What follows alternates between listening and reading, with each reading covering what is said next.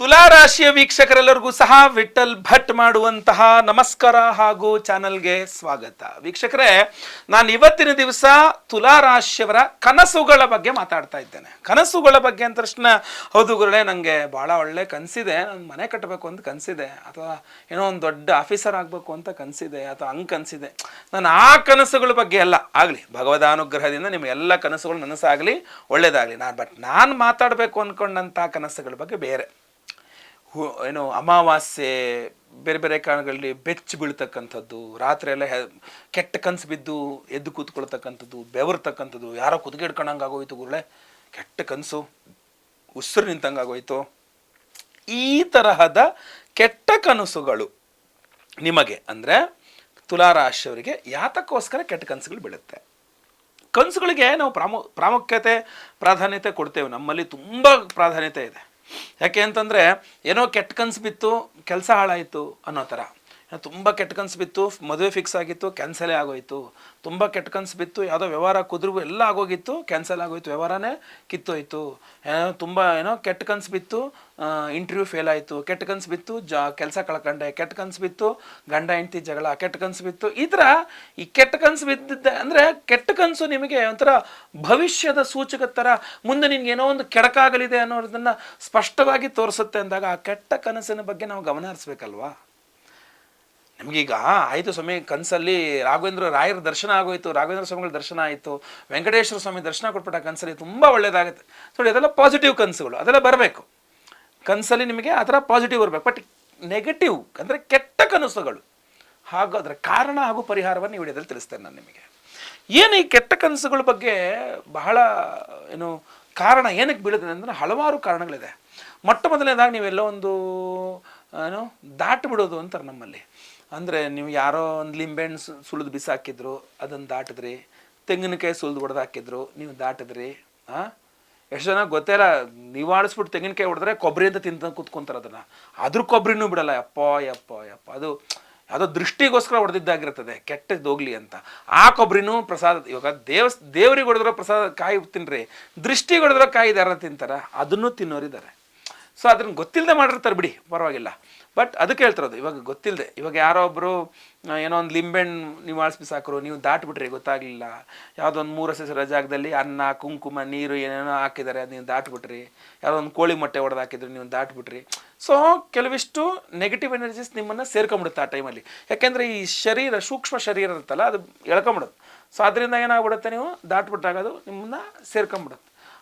ನೀವು ಹಂಗೆ ಹೋಗ್ತೀರಾ, ಮನೇಲಿ ರಾತ್ರಿ ಮಲ್ಕೊಂತೀರ, ಮನೇಲೆಲ್ಲ ರಾತ್ರಿ ಕೆಟ್ಟ ಕನಸು, ಯಾರೋ ಕುತ್ತಿಗೆ ಹೆಚ್ಚಿದಂಗೆ ಆಯಿತು, ಏನೋ ಆಯಿತು, ಭಯ ಆಯಿತು. ಸೊ ಇದು ನಿಮಗೆ ಅಂದರೆ ಹೊರಗಡೆಯಿಂದ ನೀವು ನಿಮಗೇ ಗೊತ್ತಿಲ್ಲದಂತೆ ಕೆಲವಿಷ್ಟು ನೆಗೆಟಿವ್ ಎನರ್ಜೀಸ್ಗಳು ತಂದವು ಕೆಟ್ಟ ಕನಸುಗಳು ಬೀಳ್ತಾ ಇರುತ್ತೆ. ಗ್ರಾಚಾರ ಚೆನ್ನಾಗಿಲ್ಲ ಅಂದ್ರೂ ಕೆಟ್ಟ ಕನಸು ಬೀಳುತ್ತೆ. ನಿಮಗೇನೋ ಗ್ರಾಚಾರ ತುಂಬ, ಈಗ ತುಲಾ ರಾಶಿ ನಿಮಗೆ ಪಂಚಮ ಶನಿ ಬರೀ ಕೆಡಕಾಗ್ತಾ ಇರ್ತದೆ, ಅದ್ರ ಸೂಚಕವಾಗಿ ಕೆಟ್ಟ ಕನಸುಗಳು ಬೀಳ್ತಾ ಇರುತ್ತೆ. ಸೊ ಹೊರಗಿಂದ ನಾವು ಮಾಡ್ಕೊಂಡು ಬರೋದು ಅಂದರೆ ಗೊತ್ತಿಲ್ಲದೆ ಬರ್ತಕ್ಕಂಥ ಕೆಟ್ಟ ಶಕ್ತಿಗಳಿಂದಾಗಲಿ, ವೈಯಕ್ತಿಕ ಜಾತಕದಿಂದಾಗಲಿ, ಅಥವಾ ಶತ್ರುಗಳು ಮಾಟಮಂತ್ರ ಮಾಡಿಸಾಕ್ತಾರೆ. ಅದರ ಕೆಟ್ಟ ಶಕ್ತಿ ನಮ್ಮ ಮೇಲೆ ಪ್ರಯೋಗ ಮಾಡಿ ಬಿಸಾಕ್ತಾರೆ. ಆ ಕೆಟ್ಟ ಶಕ್ತಿ ಏನು ಮಾಡುತ್ತೆ, ಕನಸಿನ ಸ್ವರೂಪದಲ್ಲಿ ಬಂದು ನಮ್ಮನ್ನು ಹೆದರಿಸಿ ನಮಗೊಂದಿಷ್ಟು ನೆಗೆಟಿವ್ ಮಾಡಿ ಹೋಗುತ್ತೆ, ಕೆಟ್ಟದ್ದು ಮಾಡಿ ಹೋಗ್ತದೆ ನಮಗೆ. ಸೊ ಅದರಿಂದ ಮಾಟಮಂತ್ರಗಳಿಂದನೂ ಕೆಟ್ಟ ಕನಸುಗಳು, ಯಾರಿಗಾರು ಮಾಟಮಂತ್ರ ಆಗಿದೆ ಅಂದರೆ ತುಂಬ ಕೆಟ್ಟ ಕನಸುಗಳು ಬೀಳುತ್ತೆ ಅವರಿಗೆ, ಕೆಟ್ಟ ಕನಸು ಬೀಳುತ್ತೆ ಅವರಿಗೆ. ಅಷ್ಟೇ ಅಲ್ಲ, ವಾಸ್ತು ಸರಿ ಇಲ್ಲ, ಮನೆಯಲ್ಲಿ ವಾಸ್ತು ದೋಷಗಳು ಜಾಸ್ತಿ ಇದೆ ಅಂದ್ರೂ ಕೆಟ್ಟ ಕನಸುಗಳು ಬೀಳುತ್ತೆ. ಅಥವಾ ಮನೆಯ ವಾಸ್ತು ಸಮಸ್ಯೆ ಅಂದರೆ ಮನೆಯ ಶುದ್ಧವಾಗಿಲ್ಲಪ್ಪ, ಆ ಮನೆಯಲ್ಲಿ ಯಾವುದೋ ನೆಗೆಟಿವ್ ಫೋರ್ಸ್ ಇದೆ, ನೆಗೆಟಿವ್ ಎನರ್ಜಿ ಇದೆ, ಒಂದು ಪ್ರೇತಬಾಧೆ ಇದೆ ಅಂತಂದ್ರೂ ಕೆಟ್ಟ ಕನಸುಗಳು ಬೀಳುತ್ತೆ. ತುಂಬ ಜಾಸ್ತಿ ತೀರೋಗಿರೋ ಸಮಸ್ಯೆ ಇದ್ದಾಗ ತುಂಬ ಜಾಸ್ತಿ ಕೆಟ್ಟ ಕನಸುಗಳು ಬೀಳುತ್ತೆ. ಸೊ ಅದರಿಂದ ಕಾರಣಗಳನ್ನ ಹಲವಾರು, ಅಥವಾ ಯಾವುದೋ ದೊಡ್ಡ ಕ್ಷೇತ್ರ ನೋಡಿ. ಇನ್ನೂ ಒಂದು ಇಂಪಾರ್ಟೆಂಟ್ ಏನಂದರೆ, ನೀವು ಯಾವುದೋ ಒಂದು ದೊಡ್ಡ ಕ್ಷೇತ್ರದಲ್ಲಿ ಹರಕೆ ಮಾಡ್ಕೊಂಡಿದ್ದೀರಾ, ನಿಮ್ಮ ಕೆಲಸ ಆಗಿದೆ, ಆದರೆ ನೀವು ಹರಕೆ ತೀರಿಸಿಲ್ಲ ಅಂದ್ರೂ ನಿಮಗೆ ಕೆಟ್ಟ ಕನಸುಗಳು ಬೀಳುತ್ತೆ. ಅಂದರೆ ಆ ಸ್ವಾಮಿ ಏನು ನಿಮಗೇನು ಬಂದು ಕೆಡಗಲ್ಲ. ಇವಾಗೇನಾಗುತ್ತೆ, ಧರ್ಮಸ್ಥಳ ಮಂಜುನಾಥೇಶ್ವರ ಸ್ವಾಮಿಯಲ್ಲಿ ನೀವು ಹರಕೆ ಮಾಡ್ಕೊಂಡ್ರಿ, ನಿಮ್ಮ ಕೆಲಸ ಆಯಿತು ಅಂತಂದಾಗ ನೀವು ಹರಕೆ ತೀರಿಸಿಲ್ಲ ಅಂದರೆ ಧರ್ಮಸ್ಥಳ ಮಂಜುನಾಥೇಶ್ವರ ಸ್ವಾಮಿ ಬಂದು ನಿಮಗೆ ತೊಂದರೆ ಕೊಡಲ್ಲ, ಕೆಟ್ಟ ಕನಸು ಬಿಡಲ್ಲ. ಅಣ್ಣಪ್ಪ ಸ್ವಾಮಿ ನಿಮ್ಮನ್ನು ಬಿಡಲ್ಲ, ಬಾಸ್ ಏನೂ ಮಾಡಲ್ಲ, ಪರಿವಾರ ದೇವತೆಗಳಿರ್ತಾರಲ್ಲ ಅಲ್ಲಿ ಅವ್ರು ಬಿಡಲ್ಲ ನಿಮ್ಮನ್ನು, ದೈವಗಳು ನಿಮ್ಮನ್ನು ಬಿಡಲ್ಲ. ಸೊ ಅದರಿಂದ ಒಂದು ಹರಕೆಗಳು ಮಾಡ್ಕೊಬೇಕಾದ್ರು ಭಾಳ ಕೇರ್ಫುಲ್ಲಾಗಿರ್ಬೇಕು. ಸೊ ಈ ತರಹ ಕೆಲವಿಷ್ಟು ಗೊತ್ತಿಲ್ಲದೆ, ಕೆಲವಿಷ್ಟು ಗೊತ್ತಿದ್ದು, ಕೆಲವಿಷ್ಟು ಅನ್ಯರ ಒಂದು ಪ್ರಭಾವ ಏನೇನೋ ಆಗಿ ನಿಮಗೆ ಕಂಟಿನ್ಯೂಸ್ ಕೆಟ್ಟ ಕನಸುಗಳು ಬೀಳ್ತಾ ಇರ್ತದೆ. ಆ ಕೆಟ್ಟ ಕನಸುಗಳಾದ್ಮೇಲೆ ಒಂದಿಷ್ಟು ಕೆಡುಕಾಗ್ತಾ ಇರ್ತದೆ. ಸರಿ, ಆ ಕೆಟ್ಟ ಕನಸಿಂದ ಹೊರಗಡೆ ಬರ್ಬೇಕಂದ್ರೆ ಅದಕ್ಕೊಂದು ತಾತ್ಕಾಲಿಕ ಪರಿಹಾರ, ದೀರ್ಘಕಾಲಿಕವಾದ ಪರಿಹಾರ ಏನಾದ್ರು ಒಂದು ಹೇಳಿ ಗುರುಳೆ ಅದಕ್ಕೆ ಅಂತಂದರೆ ನೋಡಿ, ಸಿಂಪಲ್ ಪರಿಹಾರಗಳಿಂದ ಶುರು ಮಾಡ್ತೀನಿ ನಿಮಗೆ. ಸಿಂಪಲ್ ಪರಿಹಾರಗಳು ಏನಂತಂದರೆ, ಈಗ ನೀವು ಮಲಗಿರ್ತೀರ ರಾತ್ರಿ, ಆಯಿತಾ? ಈಗ ಉತ್ತರಕ್ಕಂತೂ ತಲೆ ಹಾಕಿ ಮಲಗಬಾರದು, ಅದು ನಿಷಿದ್ಧ. ನೀವು ಬೇರೆ ಯಾವ ಕಡೆ ನೀವು ಪೂರ್ವಕ್ಕೆ ತಲೆ ಹಾಕೋ ಮಲ್ಕೊಂಡಿರ್ತೀರ, ಪೂರ್ವಕ್ಕೆ ತಲೆ ಹಾಕೊಂಡ್ರೆ ಪಶ್ಚಿಮಕ್ಕೆ ಕಾಲು ಹಾಕೋ ಮಲ್ಕೊಂಡಿರ್ತೀರ ಅಂದ್ಕೊಳ್ಳಿ. ಉದಾಹರಣೆಗೆ ತುಂಬ ಕೆಟ್ಟ ಕನಸು ಬಿತ್ತು ಅಂತ ಅಂದ್ಕೊಳ್ಳಿ, ಎಚ್ಚರ ಆಯಿತು ಅಂದ್ಕೊಳ್ಳಿ, ಮತ್ತೆ ವಾಪಸ್ ಹಾಗೆ ಮಲಗಬೇಡಿ.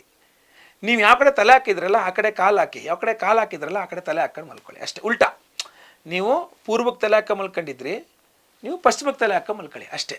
ನೀವು ಏನು ಮಲಗಿದ್ರೋ ಅದ್ರ ಸಮ ಉಲ್ಟಾ ಮಲ್ಕೊಂಡ್ರಿ ಅಂದರೆ ನಿಮಗೆ ತಾತ್ಕಾಲಿಕವಾಗಿ ನಿಮಗೆ ಆ ಕೆಟ್ಟ ಕನಸು ಇದೆಲ್ಲ ಪರಿಹಾರವಾಗಿ ಒಂದು ಒಳ್ಳೆ ನಿದ್ರೆ ಬಂದ್ಬಿಡುತ್ತೆ, ತಾತ್ಕಾಲಿಕವಾಗಿ ನಾನು ಹೇಳಿದ್ದು.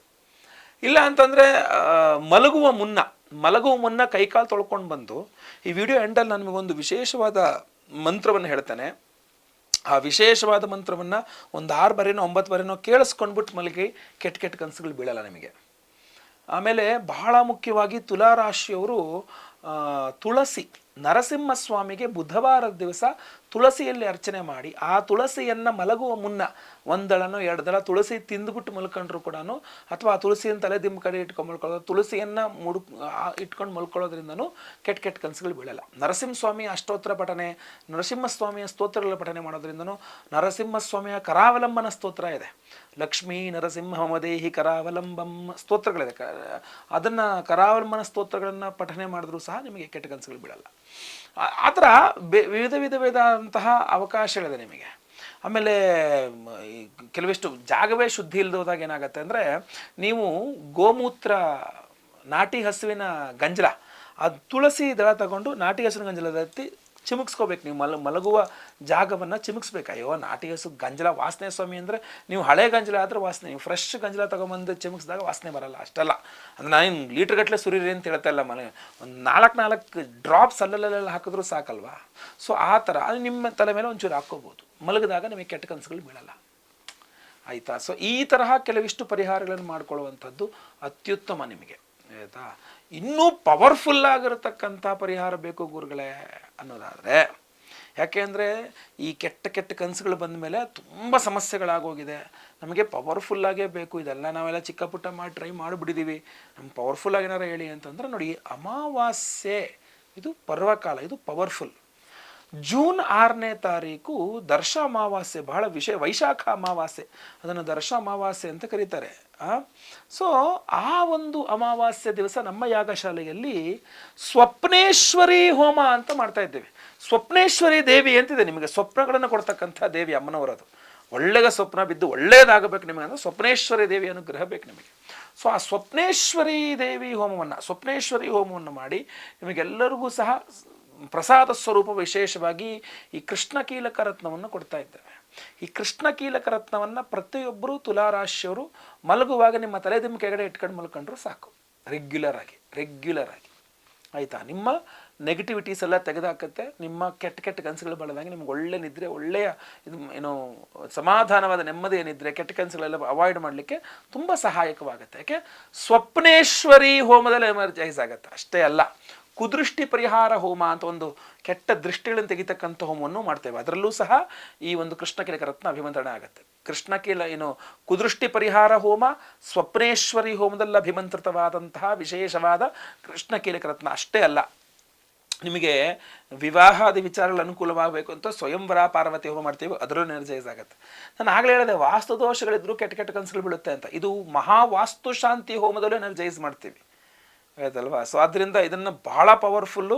ಇದನ್ನು ಪ್ರತಿಯೊಬ್ಬರೂ ಸಹ ನೀವು ಸಂಕಲ್ಪ ಸೇವೆ ಕೊಟ್ಕೊಳ್ಳಿ. ತುಲಾರಾಶಿಯವರು ನಿಮ್ಮ ಹೆಸರು, ಗೋತ್ರ ಗೊತ್ತಿದ್ರೆ ಗೋತ್ರ, ನಕ್ಷತ್ರ ಗೊತ್ತಿದ್ರೆ ನಕ್ಷತ್ರ, ತುಲಾರಾಶಿ ನಿಮ್ಮ ರಾಶಿ ಹಾಗೂ ನಿಮ್ಮ ವಿಳಾಸವನ್ನು ಸ್ಕ್ರೀನ್ ಮಾಡ್ತಕ್ಕಂಥ ನಂಬರ್ಗೆ ವಾಟ್ಸಪ್ ಮಾಡ್ಕೊಳ್ಳಿ.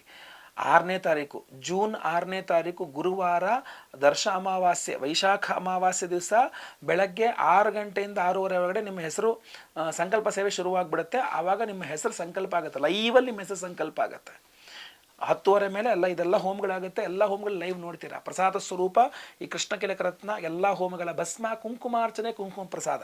ಡೈಲಿ ಮಲಗುವ ಮುನ್ನ ನೀವು ಹಣೆಗೆ ಇಟ್ಕೊಂಡು ಕೈಕಾಲು ತೊಳ್ಕೊಂಬಂದು ನಾನು ಈ ವಿಡಿಯೋ ಎಂಡಲ್ಲಿ ಹೇಳುವಂಥ ಮಂತ್ರವನ್ನು ಒಂದು 6 ಬಾರಿ ಕೇಳಿಕೊಂಡು ಎಲ್ಲ ಹೋಮಗಳ ಭಸ್ಮ, ಕುಂಕುಮಾರ್ಚನೆ, ಕುಂಕುಮ ಪ್ರಸಾದ ಹಣೆಗೆ ಇಟ್ಕೊಂಡು ಈ ಕೃಷ್ಣ ಕಿಲಕ ರತ್ನವನ್ನು ನಿಮ್ಮ ತಲೆದಿಮ್ಮ ಕೆಳಗಡೆನೋ ಹಾಸಿಗೆ ಇಟ್ಕೊಂಡು ಮಲ್ಕೊಂಬಿಟ್ರಿ ಅಂತಂದರೆ ಯಾವ ಸಮಸ್ಯೆ ಇಲ್ಲ.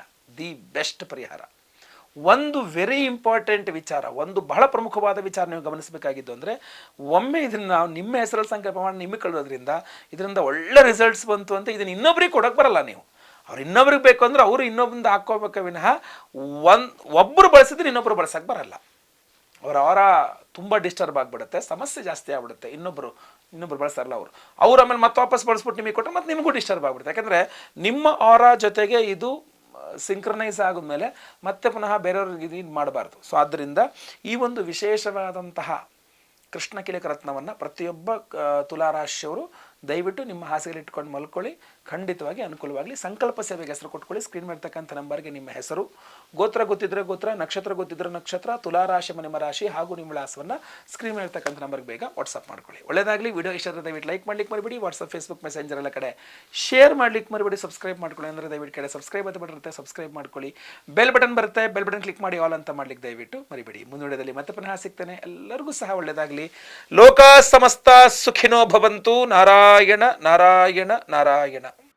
ಓಂ ದುಸ್ವಪ್ನೆ ಪಾಪಸ್ವಪ್ನೆ ಚ ಯದ್ ಭಯಗುಂ ಸ್ವಪ್ನಾಶನೆ ಯದಮೇಧ್ಯ ದರ್ಶನೆ ಅಗ್ನಿರ್ಯವಿಷ್ಟ್ಯಃ ಪ್ರಣತತು ತದ್ಭಯಗುಂ ಶನ್ನಃ ಪ್ರಜಾಭ್ಯಃ ಶಮುನಃ ಪಶುಭ್ಯಃ.